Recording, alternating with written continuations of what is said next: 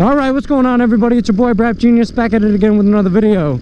Today we're going to be doing an update of my Boom Vader and let you guys know what it's been like owning this motorcycle so far and how I feel. Yeah, start it off right, boys! Yeah! Oh my god. Hi Mom, sorry not sorry! Went on camera when I die? Of course.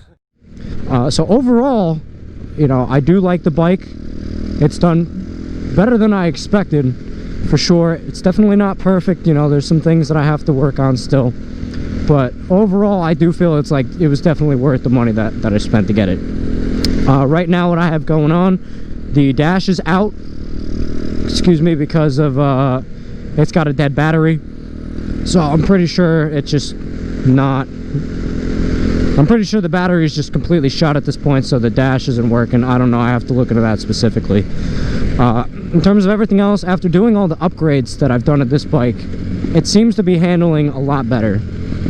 Like I said, I put on the sprocket, the bigger sprocket, the 17-tooth sprocket, and that made all the difference in the world for this bike. It can go at much higher speeds now, and I'm not uncomfortable doing so. And, you know, like I said, if I still want to go slow on my side roads here, like I probably will today, I can do that if I want. And there's no problem about it.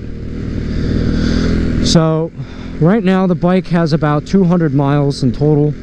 I could tell because the speedo was working right before I took this bike out today. But yeah, just so you guys know, the mods that I've done to this bike is I have the carburetor kit with the air filter, carburetor, air intake done. The exhaust is done. I did an emissions delete. And I changed the sprocket. That's what I've done to this bike so far. And like I said, so far, like in terms of how it runs specifically, it's fine. The only problem I've had since doing those mods is the battery died. But like I said, when I started, you know, working on this bike, the stock battery is garbage. You should replace it. I ordered one, but there was a big wait time. It just hasn't come yet because of the shipping delays, because of everything that was going on with coronavirus. So other than the battery, I mean, the bike has ran really well. It hasn't, knock on wood, left me stranded anywhere yet. I keep the bike running right now because obviously if I shut it off, it's going to die, and then I'm going to have to try to bump start it. So that's just not going to work out too hot. I mean, this bike runs really well.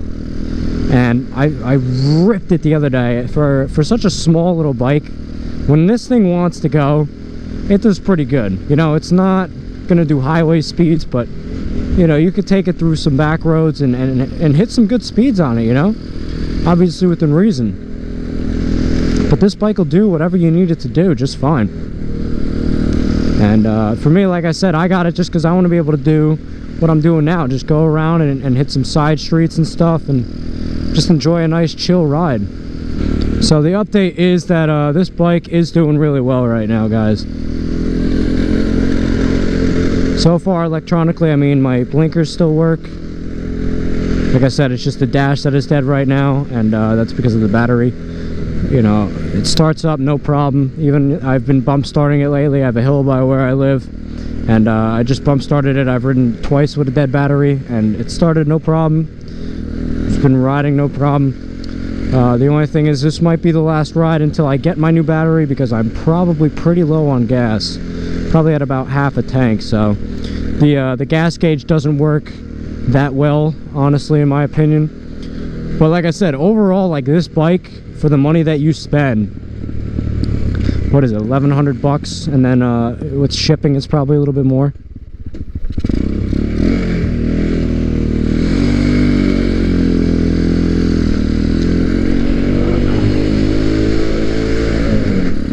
It is definitely worth the money that you spend.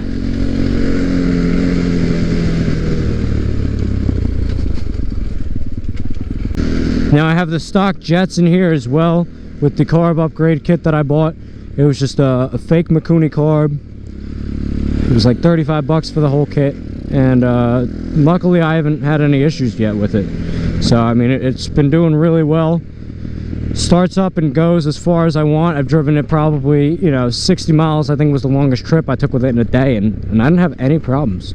But yeah, this little bike does really good, guys. It's held up really well, and I'm surprised, but I'm definitely happy with it.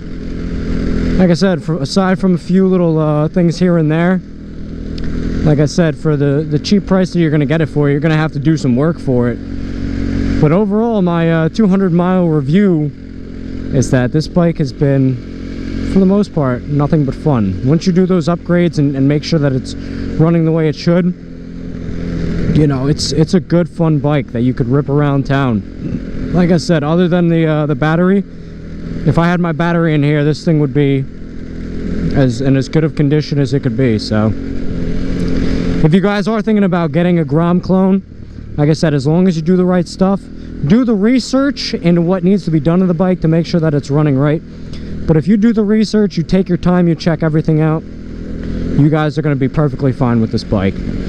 So hopefully you guys are enjoying the bike so far. I'll do some better videos with it and some more fun stuff once I know the battery is okay. But yeah, so if you guys like the video, hit the like button. If you guys like the bike, you want to see more videos, let me know by subscribing. Let me know in the comments. And you guys have a great day as always. Peace.